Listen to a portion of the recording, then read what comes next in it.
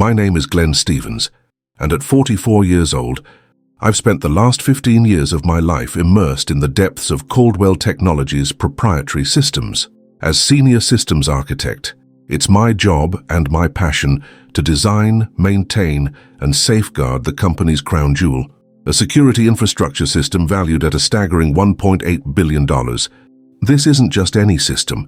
It's the backbone that ensures the integrity, performance, and security of Caldwell's operations, a complex web of code, architecture, and protocols that I alone have overseen and developed over more than a decade. That morning began like any other, the soft hum of servers mingling with the quiet footsteps echoing down the sterile, glass-walled corridors of the headquarters. It was 8:14 a.m. when my world shifted. I'd arrived early as usual, coffee in hand, freshly reviewing the latest system logs and architecture diagrams on my tablet. I was midway through assessing a minor vulnerability flagged overnight when two security officers approached me without warning. Their faces were unreadable, professional but terse. "Mr. Stevens, you're being asked to come with us," one said curtly. I was puzzled. I asked if there was a problem. Had something gone wrong with the system? They refused to elaborate. Walking alongside them, the weight of unease settled in. The corridor's sterile brightness suddenly felt cold and unwelcoming. As we reached the lobby, HR manager Linda smiled, though it wasn't a warm smile. It was a smirk filled with thinly veiled satisfaction, an expression that instantly told me what was coming next. "You're terminated effective immediately," she said, almost rehearsed. I blinked, momentarily stunned. "For what reason?" I asked calmly, already suspecting the answer. Linda's smirk deepened. "Refusal to comply with a direct order. To train David Caldwell on restricted system procedures he's not authorized for." David Caldwell, the CEO's son. The name hit me like a physical blow. David was known around the office, not for his technical skills or experience, but for the privilege his last name afforded him. The CEO, Martin Caldwell, had been quietly pushing David into operational roles well beyond his qualifications. Now I was supposed to be complicit in this nepotism, teaching an unvetted, uncertified junior to handle critical system functions I had spent years perfecting and protecting. I took a breath, steadying myself. "Understood," I said, the words calm but resolute. Inside, however, my mind was already racing. This wasn't just a workplace disagreement. It was a direct assault on everything I had built here, on my principles and my professional integrity. Security gently but firmly escorted me out the front doors. Employees cast curious glances, whispers trailing behind me like shadows. The hum of the server room seemed distant now, muted by the growing knot of injustice tightening in my chest. HR's smirk lingered in my mind, a silent taunt daring me to fight back. As the cool morning air hit my face outside, I didn't panic. I didn't shout or plead. Instead, I began calculating my next move. Because what they didn't know, what Martin and HR overlooked, was that I wasn't just another employee. I had ownership rights buried deep in the layers of legal agreements, the license escrow that named me as the primary owner of this vital system. I was more than a systems architect. I was the linchpin holding together a $1.8 billion digital fortress, and I had the power to turn this betrayal on its head. But for now, I stayed silent, letting the calm before the coming storm wash over me. The game had changed, and so had I. Over the span of 15 years, my role at Caldwell Technologies evolved from a passionate coder to the principal architect behind what had become one of the most sophisticated security infrastructures in the tech industry, a system valued at $1.8 billion. When I first walked through these doors, the system was a patchwork of legacy code and fragmented protocols, vulnerable to external threats and internal inefficiencies. I saw not just lines of code or network diagrams, but an intricate ecosystem where every component had to function flawlessly to safeguard the company's assets and reputation. My most significant contribution was leading a comprehensive overhaul of the entire system architecture. It wasn't a simple upgrade or a cosmetic patch. It was a ground-up redesign that took years of iterative development, countless late nights debugging complex algorithms and navigating bureaucratic red tape. The goal was clear: increase security efficiency by at least 30%, ensuring resilience against emerging cyber threats and future-proofing the system for scalability. Through this overhaul, I implemented cutting-edge protocols that enhanced encryption, refined intrusion detection mechanisms, and optimized system responsiveness. The impact was measurable and profound. Security breach attempts dropped sharply. False positives in threat detection were minimized, and the overall uptime of critical operations improved significantly. This 40% increase in security efficiency didn't just protect data, it directly contributed to preserving approximately $350 million in annual revenue by preventing costly downtime and data loss, a figure that stakeholders were acutely aware of during quarterly reviews. Beyond performance metrics, I secured several patents related to proprietary algorithms and system architecture designs, which not only cemented Caldwell Technologies' competitive edge, but also underscored the unique value embedded in the system. These patents were not just technical achievements, they were legal shields safeguarding our intellectual property from competitors and unauthorized use. Each patent was a result of meticulous research, collaboration with legal teams, and a deep understanding of both technology and the regulatory landscape. Integral to safeguarding this technology was the license escrow agreement I signed when the project began, a legally binding contract that placed exclusive rights and ownership of the system's core components under my stewardship. This agreement wasn't a mere formality. It was a strategic move to ensure continuity, security, and proper governance over the system. It mandated that any transfer of operational control or training related to sensitive procedures required my explicit authorization, recognizing my unique position as the system's architect and gatekeeper.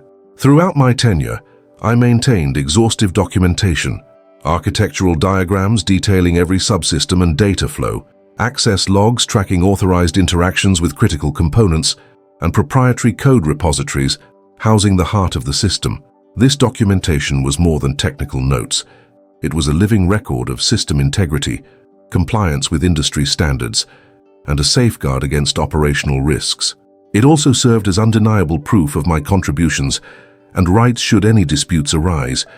My expertise and contractual ownership made me both indispensable and, in the eyes of certain executives, a barrier to their ambitions. I was the safeguard against reckless shortcuts and unauthorized access, a role that sometimes put me at odds with leadership eager to prioritize family ties over protocol. The system's complexity was such that no one else fully understood its dependencies or regulatory requirements as I did. Attempts to bypass my role were not just short-sighted, they threatened the entire company's operational stability. This combination, technical mastery, legal ownership, and unwavering commitment to integrity, was my shield and my sword. It positioned me uniquely within Caldwell Technologies, not just as an employee, but as a steward of a critical asset that underpinned the company's financial and reputational standing. And as the events of that morning unfolded, this understanding shaped every thought and decision I made, quietly setting the stage for the battle ahead. Martin Caldwell, the CEO of Caldwell Technologies, had been under increasing pressure from the board and shareholders to streamline operations and tighten the family's grip on the company. With the company poised for a major new round of investment, every penny saved and every seat at the operational table mattered. Martin's strategy was clear: consolidate power around his immediate family to ensure control and reduce expenses by sidelining costly senior experts like me. The easiest and most tempting target was obvious: his son, David Caldwell.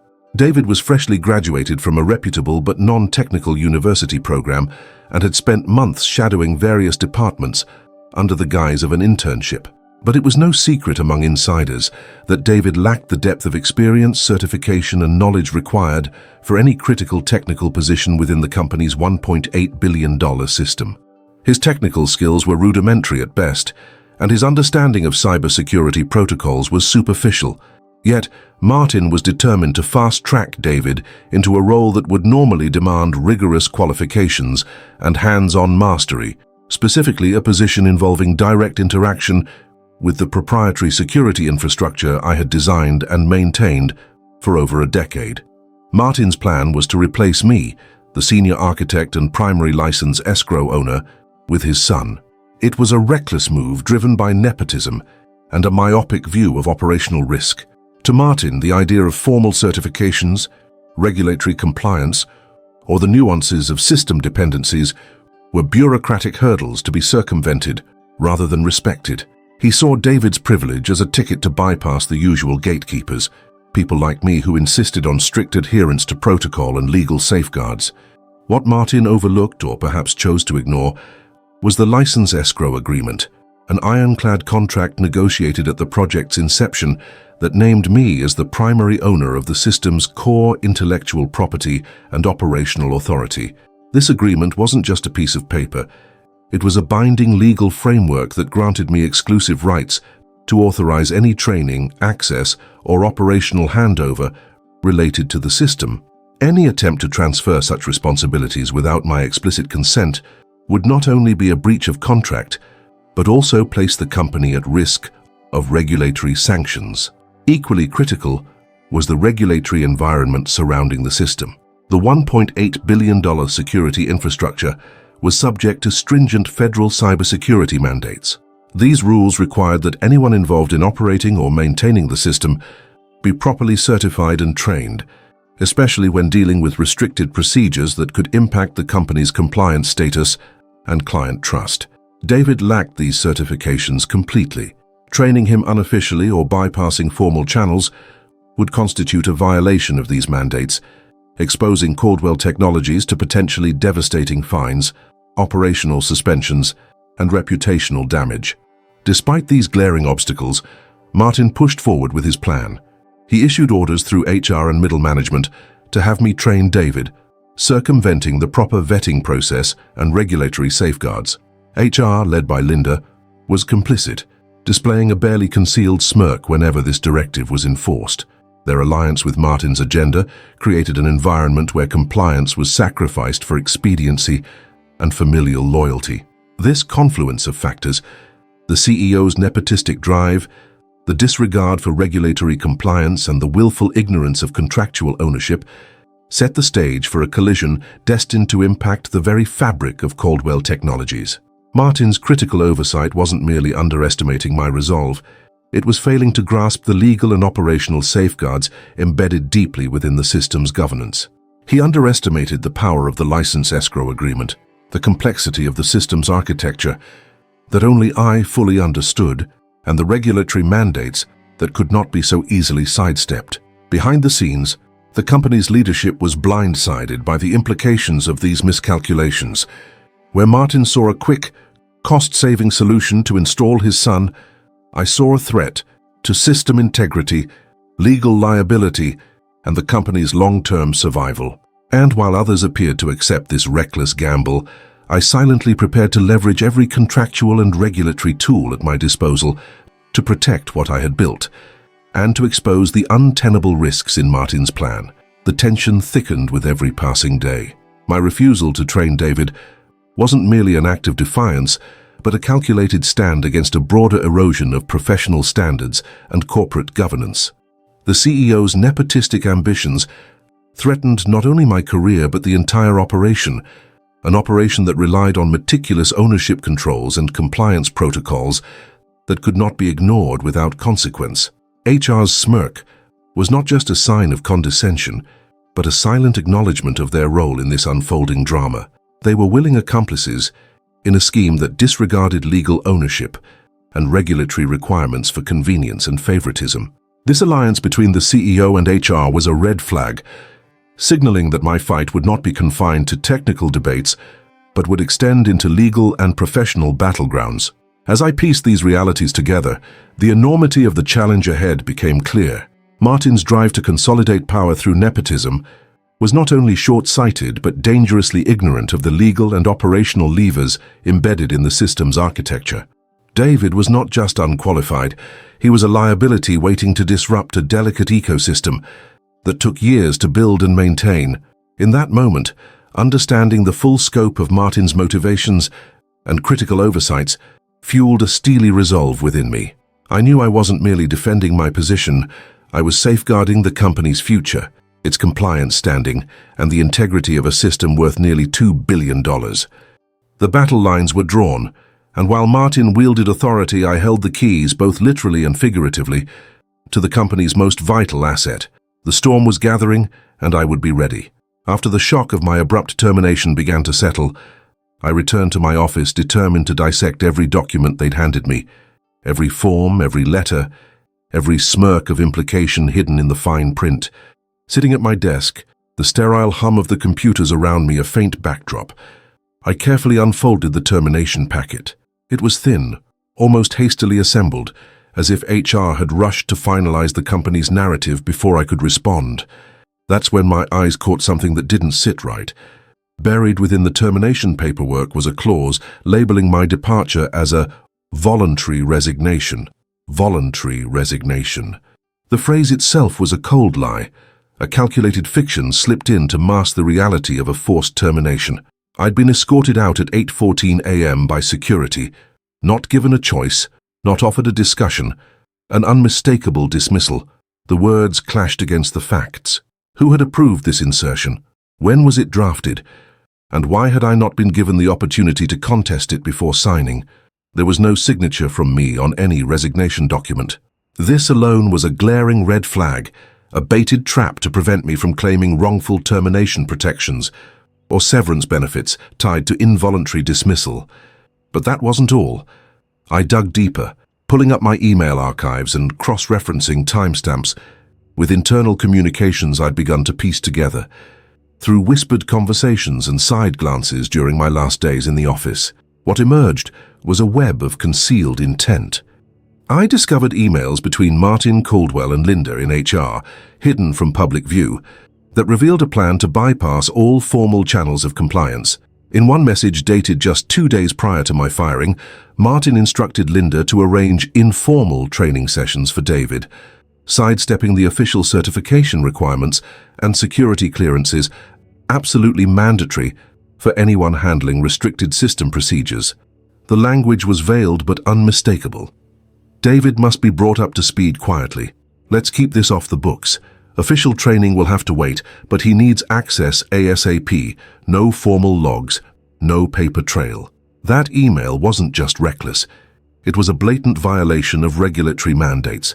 I knew from years of involvement with regulatory compliance teams and cybersecurity audits that these mandates required verifiable, certified training records, especially when handling protocols that could impact system security or client data.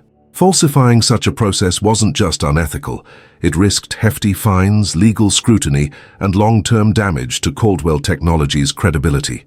I also unearthed a series of internal messages from lower-tier managers expressing unease about the push to accelerate David's access. One line from a mid-level engineer stuck with me. "Feels like we're skating on thin ice. This isn't how we do things here."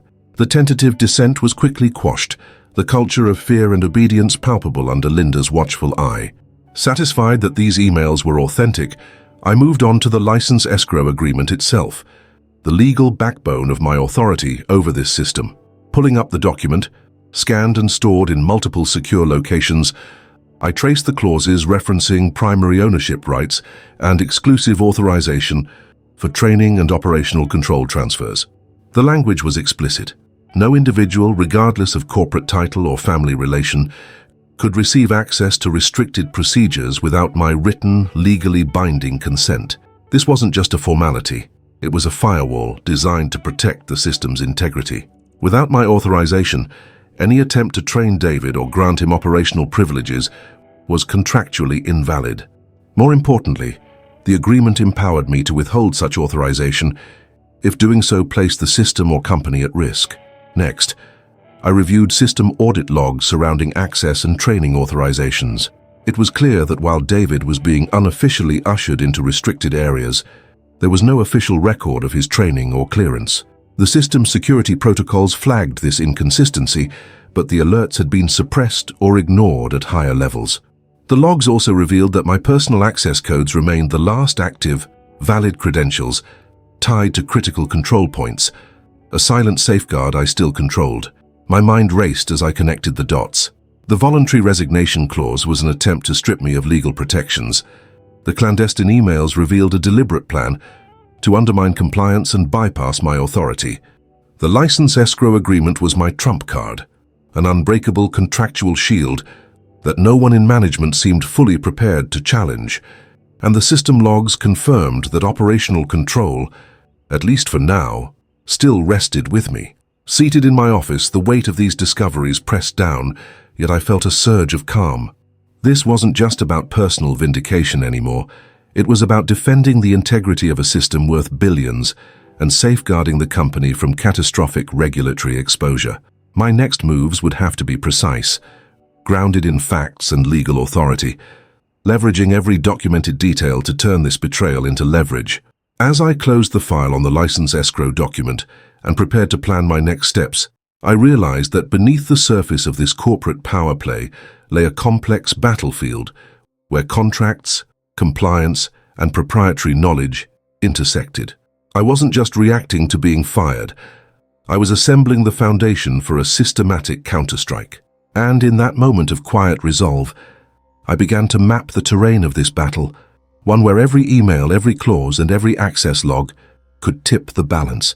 The stakes were clear, and the path forward was waiting to be charted. After piecing together the immediate facts and uncovering the deceptive voluntary resignation clause and the secret emails outlining plans to fast-track David's illicit training, I knew I had to act strategically and quickly.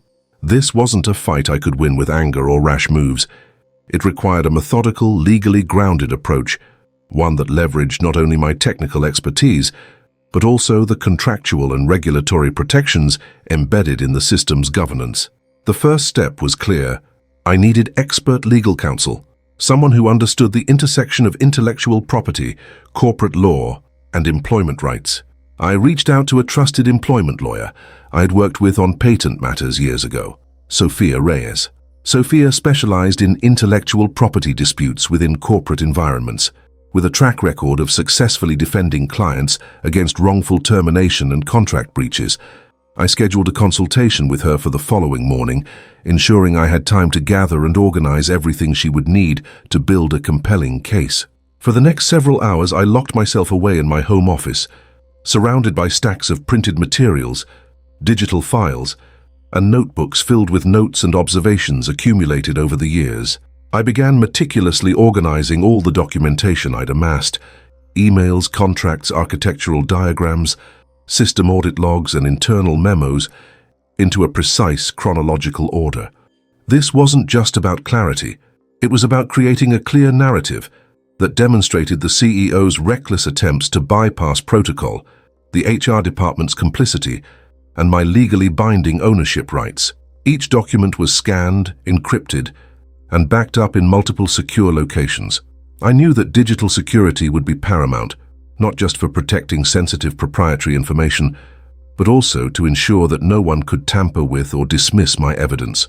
Alongside the files, I drafted summaries highlighting critical points: the timeline of events leading up to my termination, the hidden voluntary resignation clause, the emails outlining the CEO's plan to circumvent certification requirements, and the specific terms of the license escrow agreement that named me as the primary owner. Additionally, I reached out discreetly to a few trusted colleagues, those who had expressed unease about the company's increasing disregard for compliance and nepotism. I asked if they would be willing to provide written statements or testimonies about the risks posed by installing David without proper training, and about how HR had handled the situation with knowing smirks and silence. Their cautious but supportive responses reinforced my confidence that this was not just a personal dispute, but a systemic problem within Caldwell Technologies' leadership. One of the most crucial elements I identified was the severance agreement, which Caldwell Technologies had included in the termination packet, but conditioned on my cooperation with the systems transition. I understood that the company was leveraging my expertise to maintain operational continuity, attempting to force my hand despite the termination. Legally, however, I was aware that the non-compete clause tied to this severance was unenforceable without proper severance payment. This meant I held actual leverage. Without my participation, the system's operational stability, and by extension, the company's reputation and revenue, could be seriously compromised. As I organized these legal and technical elements, I started drafting a strategic plan for how to communicate with the company and regulatory bodies. The plan had to be precise and professional. No emotional outbursts, no premature threats. Everything would be documented, every communication logged and reserved for legal use if necessary. I resolved to let the evidence speak for itself and to construct a multi-layered approach that used contractual rights, regulatory frameworks, and the company's dependence on my proprietary knowledge as leverage. By the time I sent Sophia the first batch of documents and a detailed summary ahead of our meeting, I felt a measured calm settling in. This was no longer just about fighting a wrongful termination. It was about asserting rightful ownership and enforcing compliance, about protecting the integrity of the system I had built and the company's future. I wasn't alone. I had allies in the law, in colleagues who shared my concerns, and in the concrete documentation that no amount of nepotism could erase. That night, as I reviewed the license escrow agreement one final time, I realized something profound. My true power wasn't in my job title or even my years of experience.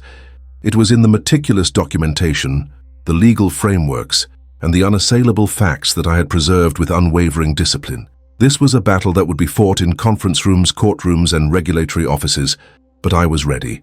The quiet storm was gathering, and my strategic planning phase was now fully underway. When I sat down with Sophia Reyes, my employment lawyer, the gravity of the situation quickly became clear, not just to me, but to her as well. Sophia had a sharp eye for detail, especially when it came to intellectual property and corporate contracts, and as we pored over the mountain of documents I'd assembled, she began pinpointing the critical legal violations embedded in Caldwell Technologies' actions. First and foremost was the blatant wrongful termination.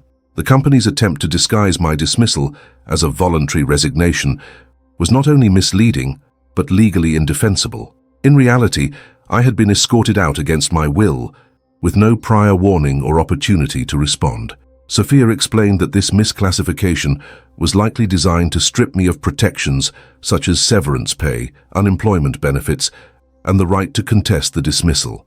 We would challenge this aggressively, proving that what happened was a forced termination, not a resignation. But wrongful termination was just the beginning. The real leverage came from the license escrow agreement, a contract that Caldwell Technologies seemed to have forgotten existed or chosen to ignore. Sophia zeroed in on the ownership clause. It explicitly designated me as the primary owner of the proprietary security system's core elements, granting me exclusive authority over all operational access and training relating to restricted procedures. This meant the company was in breach of contract on multiple fronts. By attempting to train David Caldwell, an uncertified, unauthorized individual without my consent, they violated the escrow agreement's terms. Moreover, firing me to sidestep these contractual protections was itself a breach. Sophia emphasized that this contract was a powerful shield, one that would hold up under scrutiny because it was clear, unambiguous, and formally executed with legal counsel on both sides when it was signed years ago. As we delved deeper, the regulatory dimension of the case took center stage. Caldwell Technologies' security system operated under stringent federal cybersecurity mandates, which set rigid requirements for certification and training of any personnel handling restricted system functions. Bypassing these requirements was not a minor infraction, but a serious compliance violation, exposing the company to fines potentially reaching into the multi-millions and to operational sanctions that could cripple their business. The emails I uncovered, Martin's covert instructions to train David quietly, HR's complicity, and the suppression of official training logs demonstrated a deliberate attempt to evade these regulations. Sophia pointed out that such evidence would be compelling to regulatory agencies, who would see this not as an isolated mistake, but as a willful disregard for compliance protocols. Additionally, technical experts we consulted confirmed that the system's architecture was uniquely dependent on proprietary code that only I controlled. My access credentials were the keystones to system operation, and without my cooperation, critical updates, security patches, and emergency responses could not be reliably executed.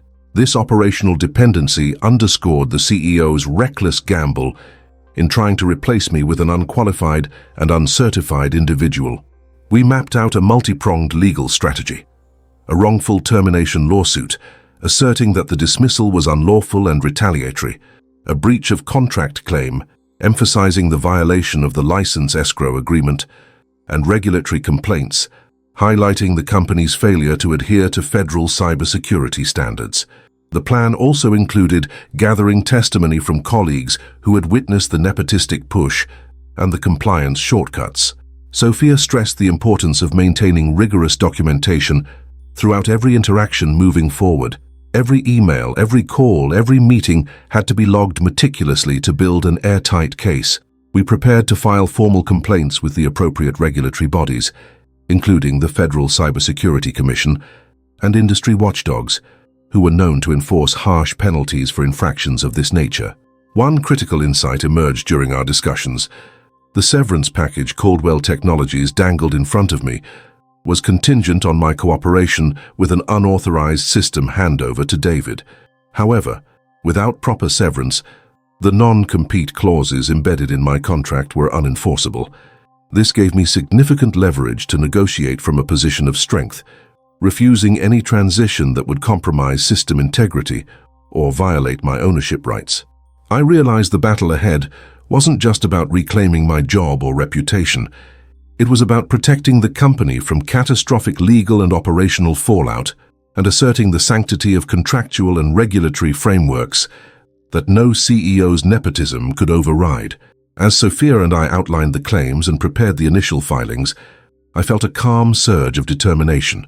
The evidence was on my side, the law was clear, and the system's complexity and my unique role created a leverage point that the CEO had badly underestimated.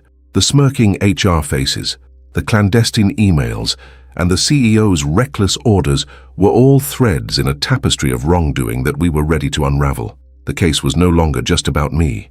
It was about holding Caldwell Technologies accountable for breaches that endangered not only the company's future, but also the trust of its clients and the integrity of a critical national security infrastructure. With Sophia's guidance, I was prepared to wield the law, the contracts, and the system's architecture itself as weapons to enforce justice, methodically, strategically, and unflinchingly. And so, as the sun set that evening, casting long shadows over my stacks of documents, I knew we were stepping into a battle that would test every facet of corporate governance and intellectual property law. But I also knew that armed with solid evidence and expert counsel, I was ready to turn the tables on the CEO's power play and change the course of Caldwell Technologies forever. I knew the next step had to be precise and unambiguous.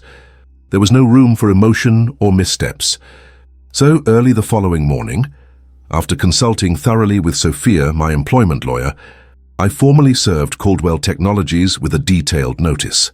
The letter outlined the company's contractual breaches and flagrant regulatory violations, citing specific clauses from the license escrow agreement that explicitly named me as the primary owner of the proprietary security system. The document made clear that any attempt to transfer operational control without my express consent wasn't just a breach of contract, it was legally invalid and could expose the company to severe penalties. I addressed the notice not only to the CEO, but also to the company's board of directors and legal department, ensuring that the gravity of the situation could not be ignored or shuffled aside. The tone was firm but professional, emphasizing my commitment to protecting the system's integrity and compliance with federal cybersecurity mandates. I kept the language technical and contractual, making it impossible for them to dismiss the claim as a personal vendetta or disgruntled employee grievance.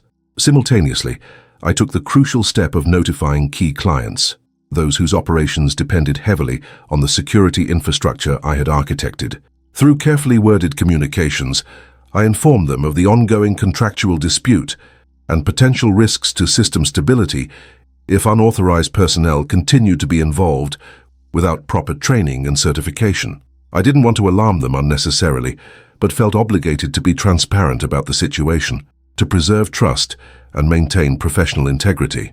Behind the scenes, I quietly secured a consulting role with a competitor firm, a move to ensure my financial stability in case Caldwell Technologies doubled down on their attempt to sideline me. This new position also positioned me advantageously, allowing me to stay connected to industry developments and maintain my professional momentum, even as the battle with my former employer intensified.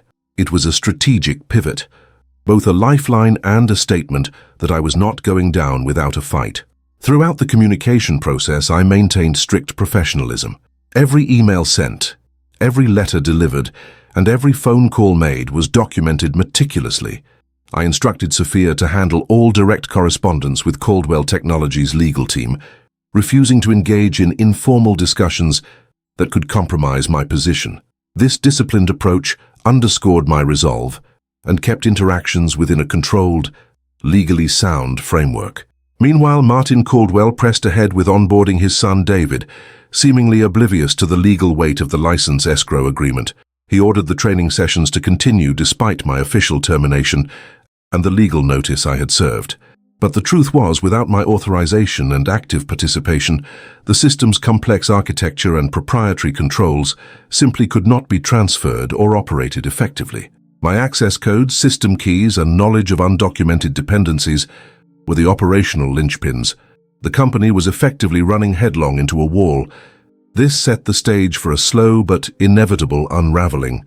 The system was a fortress, built on layers of interdependent safeguards, and I held the master keys. Caldwell Technologies faced a paradox. They could either comply with the legal and regulatory framework I represented, or risk systemic breakdown and catastrophic compliance failures. I had made it clear that my cooperation was contingent on respect for contractual ownership and adherence to federal cybersecurity regulations. The tension within the company grew palpable.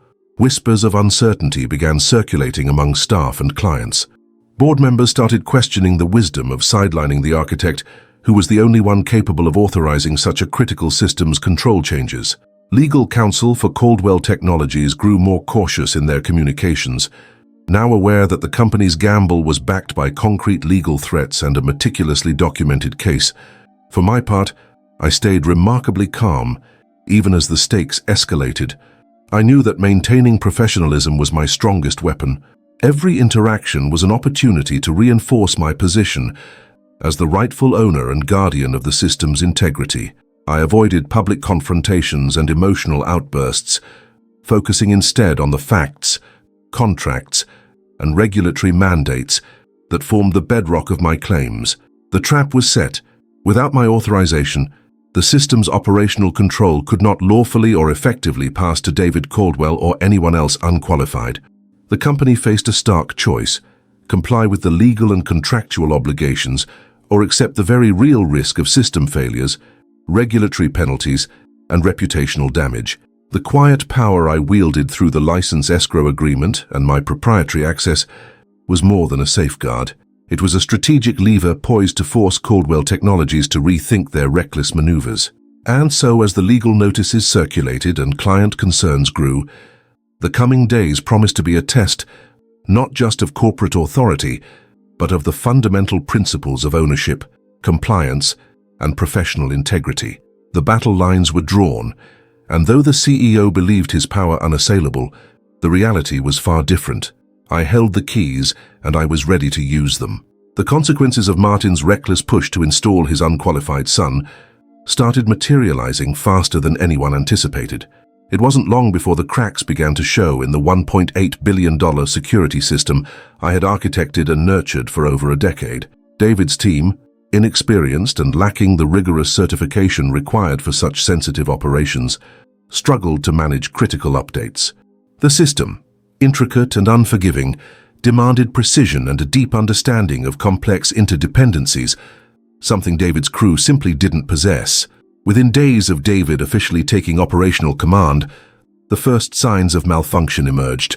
Automated alerts flooded the monitoring dashboards, failed system patches, incomplete protocol updates, and anomalous error messages flagged by the security modules. The normally steady hum of the network was punctuated by stuttering services, and occasional times when access to critical subsystems lagged or failed entirely. Clients, accustomed to seamless service, started reporting irregularities, system slowdowns, unexpected authentication failures, and in some cases temporary denial of access that threatened their business continuity. I wasn't surprised. These malfunctions weren't random glitches. They were symptoms of operational incompetence, compounded by the absence of certified training, and, crucially, the lack of my authorization and hands-on supervision. The proprietary code and architecture I controlled required a nuanced approach to updates, sometimes subtle sequence changes or manual overrides, to avoid triggering cascading failures. David's team, despite their best intentions, lacked both the knowledge and the system credentials to navigate these complexities. Meanwhile, regulatory bodies caught wind of the brewing crisis.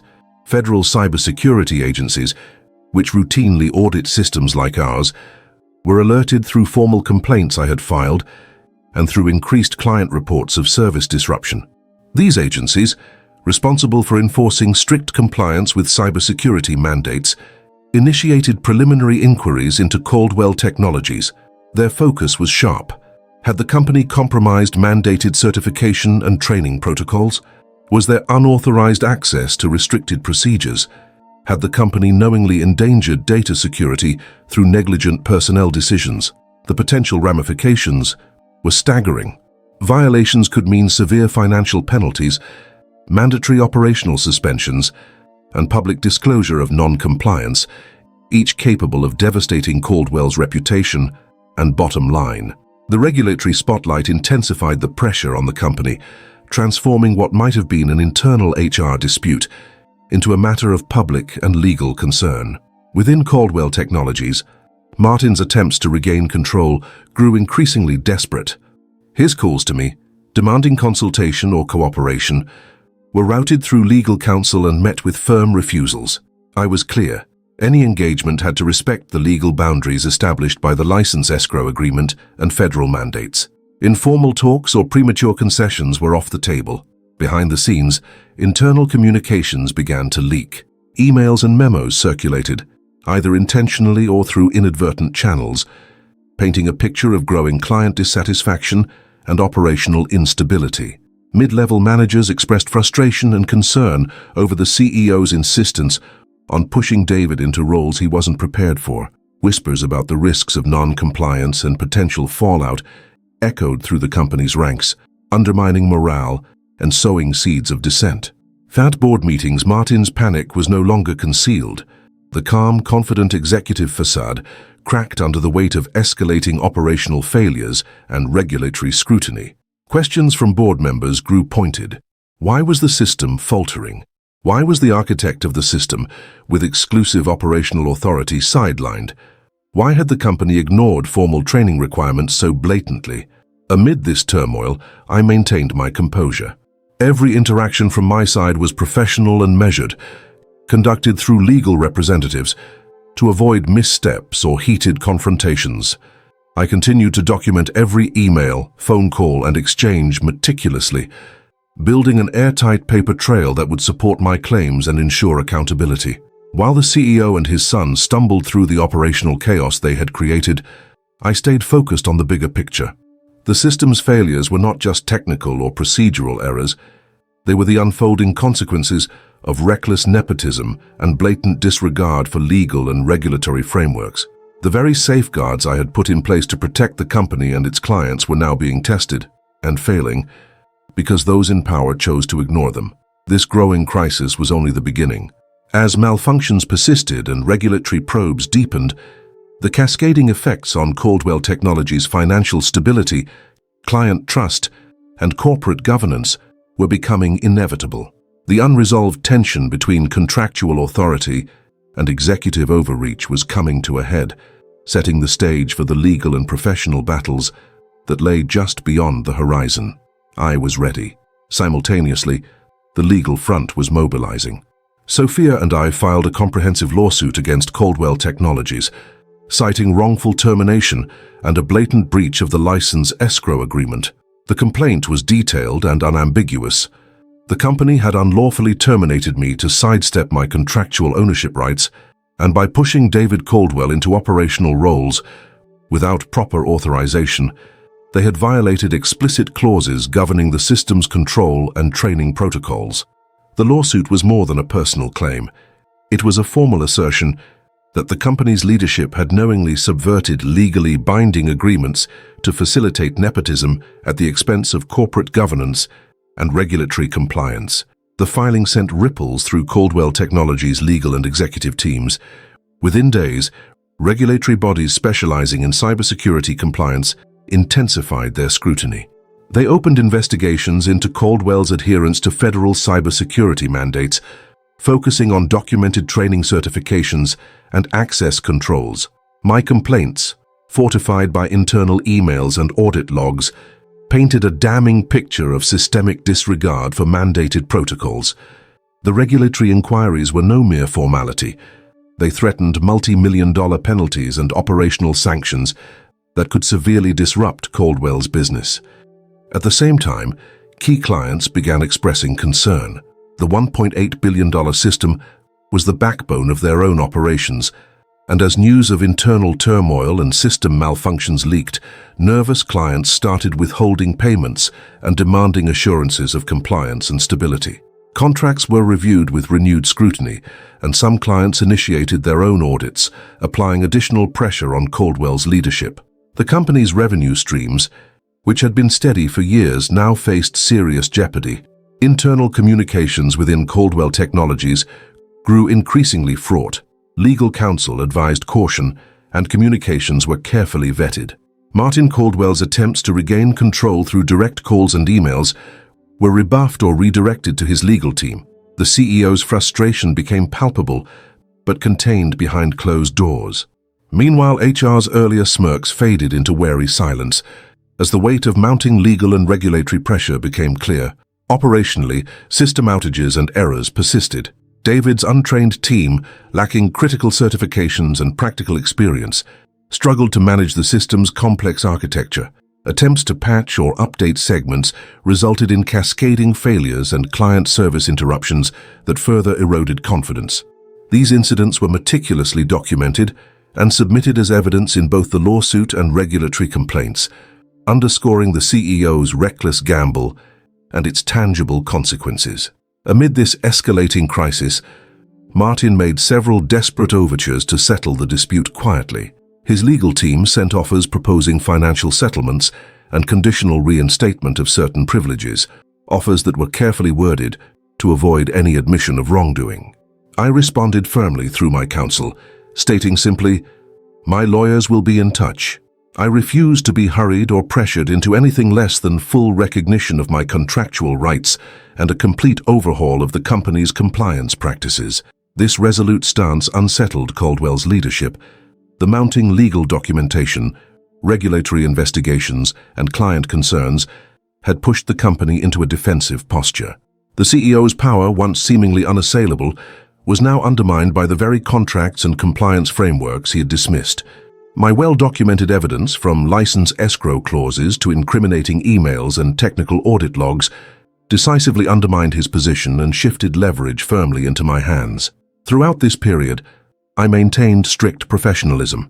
Every communication was conducted through legal channels, every interaction meticulously recorded. I avoided any public statements or emotional reactions, recognizing that the strength of my case lay in facts, documentation, and adherence to protocol. The work I had done for over a decade was now my shield and sword in this battle, a battle fought with legal precision rather than loud confrontation. The legal and regulatory trap had sprung. Caldwell Technologies faced the stark reality that without my authorization and cooperation, their critical $1.8 billion system could not operate reliably or compliantly. The company's leadership was cornered, forced to confront the consequences of their reckless nepotism and disregard for the contractual and regulatory frameworks designed to protect not just the system, but the company's very survival. And so the stage was set for a protracted conflict, one that would test not only corporate governance and intellectual property law, but also the resilience of a system I had built and the professional integrity I defended. The CEO's gambit to consolidate power through undue influence had collided head-on with the ironclad realities of documented ownership and regulatory enforcement. The battle was no longer theoretical. It was unfolding in courtrooms, regulatory offices, client boardrooms, and every corner of Caldwell Technologies operations. I was prepared and poised to see it through. Martin Caldwell's unyielding grip on Caldwell Technologies began to loosen rapidly under the pressure of mounting legal, regulatory, and operational crises. The board, once deferential to his authority, was forced to act when the gravity of the situation became impossible to ignore. After a tense and confidential emergency meeting, Martin was officially removed from his CEO duties, pending the outcome of ongoing investigations. The company announced the appointment of an interim CEO, a seasoned executive with a reputation for crisis management and a mandate to stabilize operations and restore confidence. This upheaval marked a seismic shift in Caldwell Technologies' leadership landscape. No longer could Martin wield unchecked power to push nepotistic agendas or dismiss critical compliance requirements. The board's decisive action was a tacit acknowledgement of the risks his decisions had precipitated, risks that now threatened the company's very survival. Regulatory agencies, emboldened by the voluminous evidence I had provided, imposed fines on Caldwell Technologies exceeding $10 million. These penalties stemmed from multiple violations: failure to ensure certified training for personnel, knowingly allowing unauthorized access to restricted system procedures, and deliberate obfuscation in internal documentation. The penalties were accompanied by stringent directives mandating comprehensive compliance audits and systemic reforms, overseen by federal monitors to enforce corrective measures. This regulatory blow compounded client losses that quickly escalated into the hundreds of millions. Long-standing clients, alarmed by service disruptions and shaken by revelations of governance failings, hesitated to renew contracts. Several initiated formal reviews, while others withheld payments pending assurance of operational stability and compliance. The company's revenue streams, once steady and predictable, faced unprecedented volatility as trust eroded. The stock market reacted swiftly and harshly. Caldwell Technologies shares plummeted by 25% amid waves of negative press coverage that detailed the unfolding scandal. Industry analysts dissected the company's governance failures, drawing unfavorable comparisons and questioning the viability of its leadership and operational model.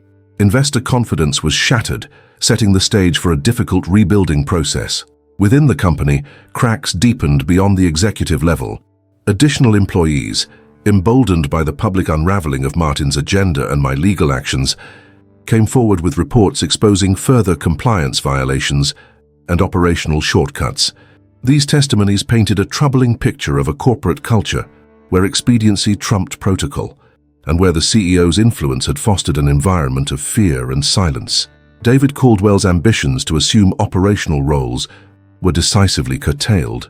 Regulatory bodies, reviewing certification records and training compliance, formally barred him from participating in any restricted system functions. His lack of credentials, coupled with the documented absence of proper training, made his continued involvement a liability the company could no longer sustain. The son of the CEO, once poised to ascend through privilege, now faced professional exile within the corporate framework. The company's internal turmoil spilled into personal domains as well. Rumors circulated that Martin's ongoing divorce proceedings had unveiled hidden asset transfers favoring him, an attempt to shield personal wealth amid company instability. Legal reversals of these transfers, influenced by revelations from the corporate investigations, further eroded Martin's financial standing and authority. The personal and professional collapses intertwined, weakening his position from all sides. Throughout this tumultuous period, I maintained a disciplined focus, detached from the emotional undercurrents consuming the company. The dismantling of Martin's power was not a personal vendetta, but a consequence of accountability, enforced through the legal and regulatory frameworks I had invoked. My role had shifted from architect and caretaker to that of a guardian of corporate integrity and law. The professional destruction of Martin Caldwell marked a critical inflection point, not only for Caldwell Technologies, but for the broader industry. It underscored the risks inherent in allowing nepotism to override documented contracts, regulatory mandates, and operational realities. The fallout served as a cautionary tale reverberating beyond the company's walls, illustrating the high costs of sidelining expertise and compliance for familial gain. Yet amidst the chaos, the company's future remained uncertain. The interim leadership faced the daunting task of repairing damaged relationships, re-establishing regulatory trust, and restoring operational stability. The road ahead demanded transparency, rigorous compliance, and a cultural shift away from the reckless decisions that had precipitated the crisis.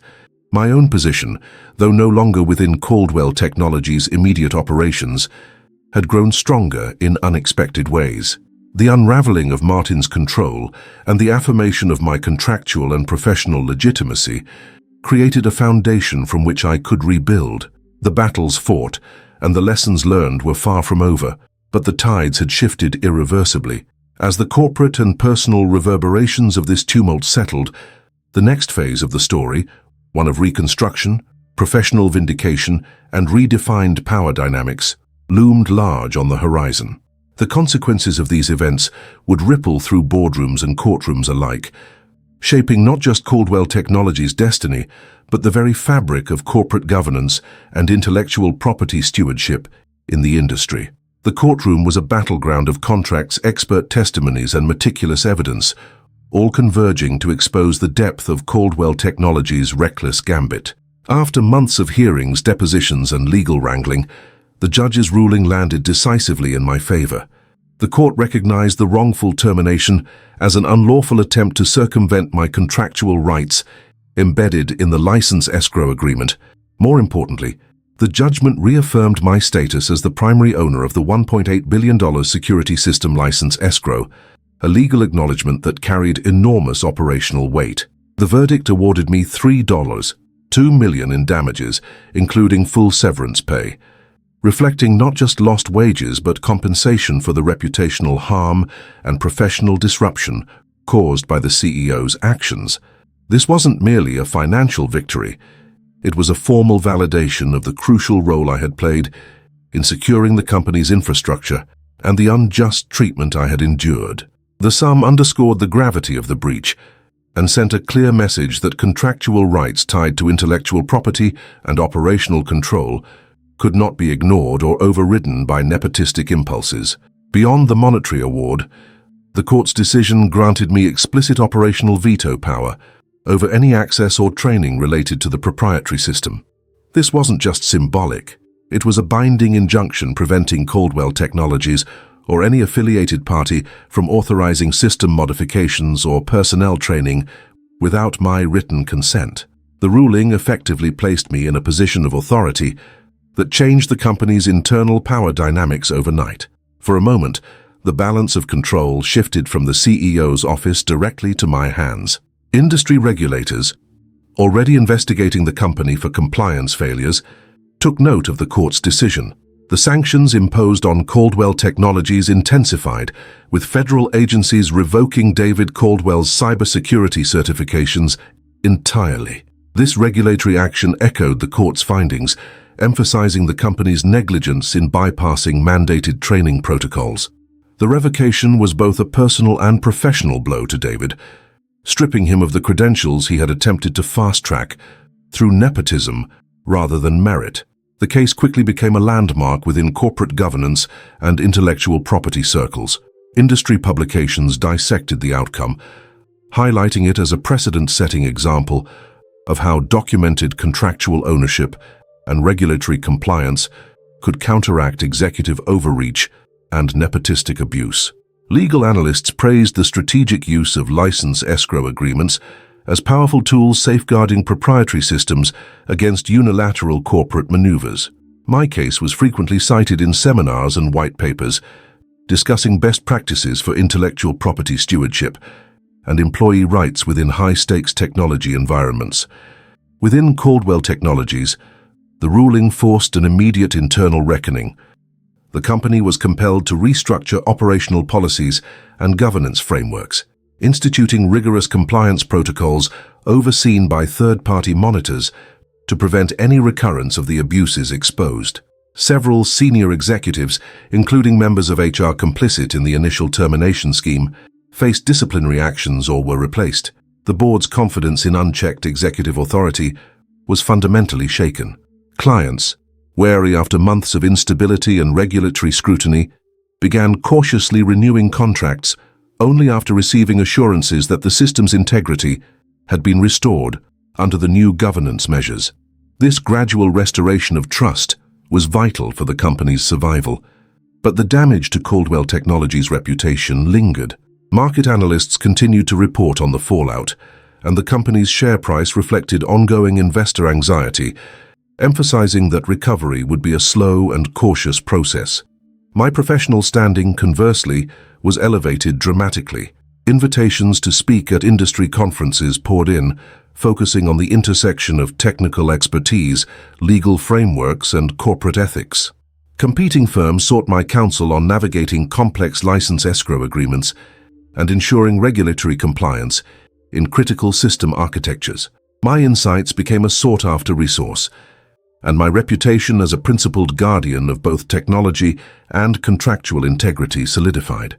The case underscored on a broader scale the essential nature of respecting documented ownership and compliance within technology-driven organizations. It highlighted how an individual, armed with knowledge, thorough documentation, and legal acumen, could challenge entrenched power structures and effect meaningful change. The ripple effects extended beyond Caldwell Technologies, influencing corporate policies and inspiring a culture of accountability across the tech industry. While the road ahead for Caldwell Technologies was fraught with challenges, the judgment marked a pivotal shift, one where contractual rights upheld by the law could not be circumvented by ego or familial privilege. For me, it was a profound affirmation of the principles that had guided my career: integrity, meticulous stewardship, and the courage to enforce systemic justice through rigorous, strategic action. The battle was far from over, but with this ruling, the scales of power tipped unmistakably in my favor, setting the stage for what was to come next. After the courtroom battle and regulatory storms settled into their aftermath, I found myself at a crossroads, not just professionally but fundamentally reshaped by everything that had transpired. The court's ruling was more than a legal victory.